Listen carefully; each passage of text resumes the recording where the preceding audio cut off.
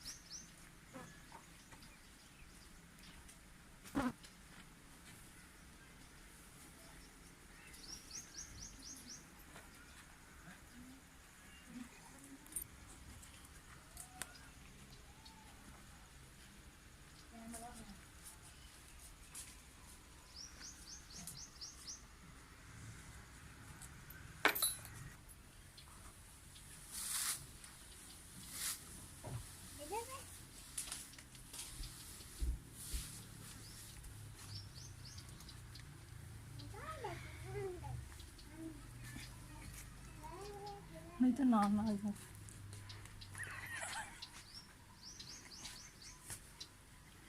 एक तो अक्का नहीं पता नहीं कद होनी है कि जो मैं और तक जाऊंगी तो फिर और तक जा खड़ी हो जाए और फिर नाला तो चल अल्लाह ही माफी है वो भी तुम्हें पढ़ ले हैं चल ਹੁਣ ਗੋਗੀ ਆਉਂਦੀ ਵਿੱਚ ਆ ਜਾ।